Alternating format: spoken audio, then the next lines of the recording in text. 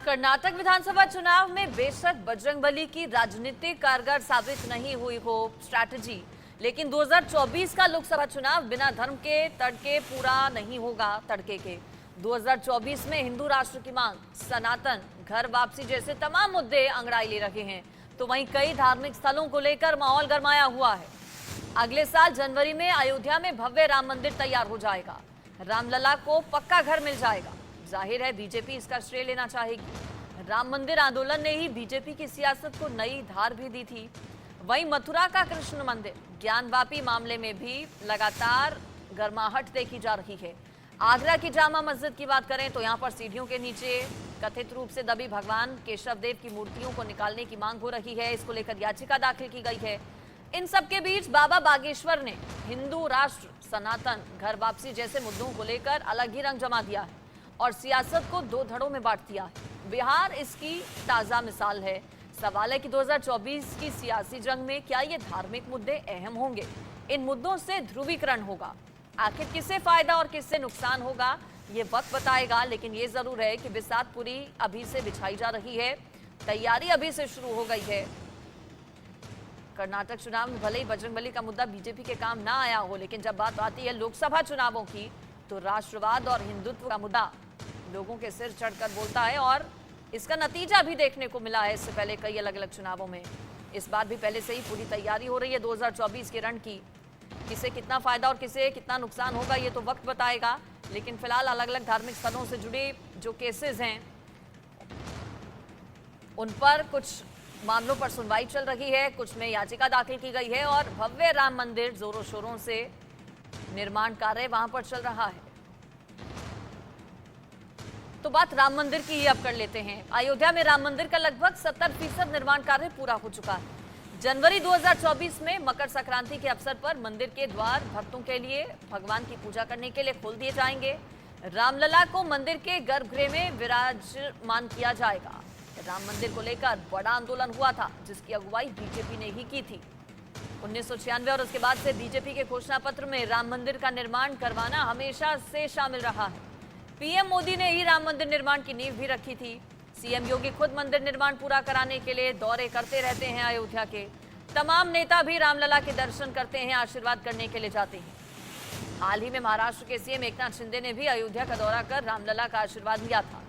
जाहिर है 2024 की जंग में राम मंदिर अहम होगा, चूंकि अगले साल 2024 में जब लोकसभा के चुनाव होने हैं उसी साल की शुरुआत में जनवरी में राम मंदिर बनकर पूरी तरह तैयार हो जाएगा और आम भक्तों के लिए द्वार खोल दिए जाएंगे राम मंदिर के।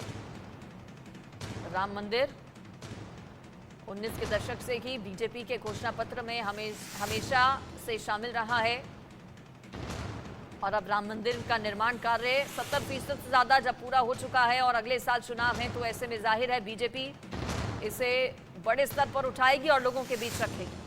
अयोध्या में राम तो वाराणसी में महादेव। 2024 से पहले ज्ञानवापी मुद्दा भी परवान चढ़ रहा है। वाराणसी के ज्ञानवापी परिसर में मिले कथित शिवलिंग का सच जल्द सामने आ सकता है। शिवलिंग की असलियत का पता लगाने के लिए कार्बन डेटिंग कराई जाएगी। इसको लेकर इलाहाबाद हाईकोर्ट ने रास्ता साफ कर दिया है।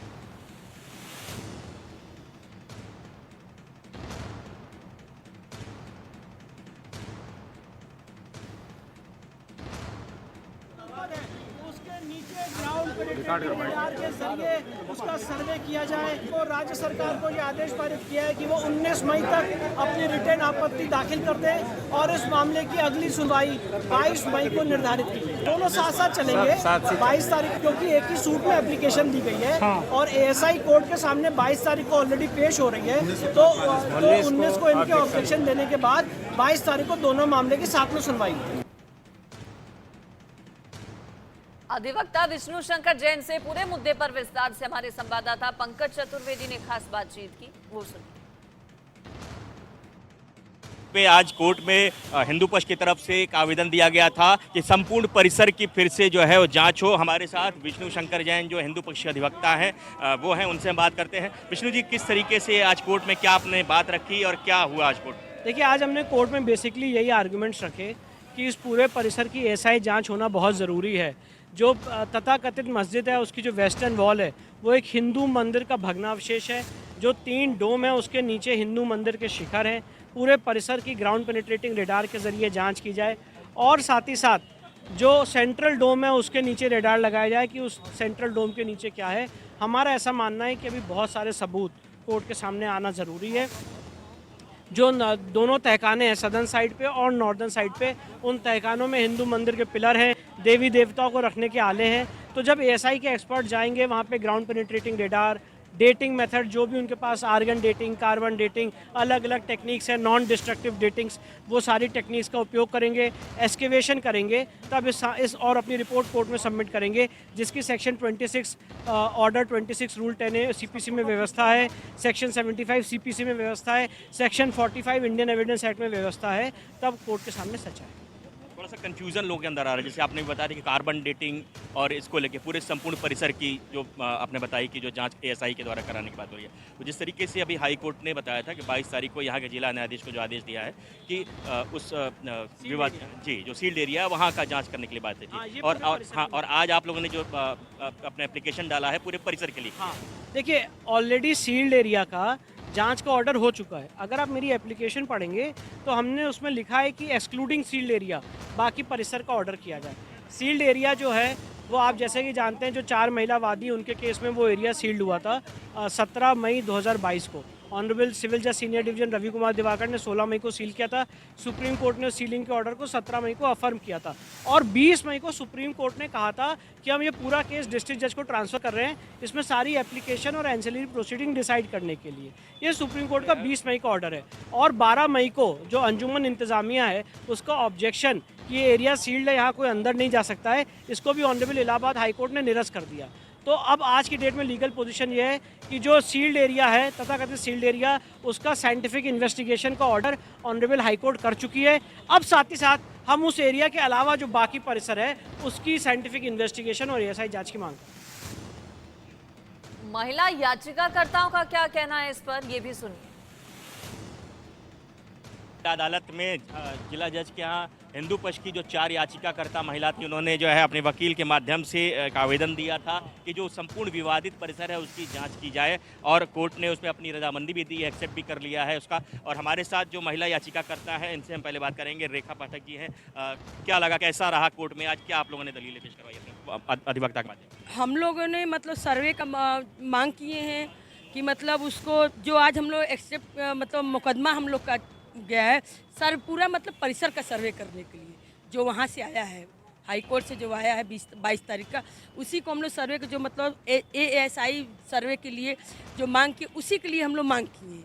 अगर आप तो उन्होंने आपत्ति जताई है, तो आपत्ति क्यों जता रहे हैं आप लोग? हम लोग को साथ दीजिए, आपत्ति मत जताइए। इसीलिए जो पहले सर्वे में नहीं अब सर्वे में मिल जाए, जितना नीचे अवशेष दबा हुए सारा निकले, गुंबद के ऊपर गुंबद है, उसको उसके नीचे भी हो सकता है, बहुत कुछ है।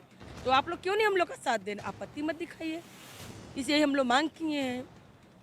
आप क्या कहेंगे जिस तरीके से कोर्ट ने आज आप लोग का आवेदन स्वीकार कर लिया और उस पर अगली तारीख भी 22 तारीख में, क्या कहेंगे? सुप्रीम कोर्ट से जो ऑर्डर मिला है एएसआई का, तो हम लोग सोच रहे हैं कि एक बार ना हो, एक ही बार में पूरे परिसर की भी साथ में मतलब उसका एएसआई हो जाए, पूरा जांच हो जाए।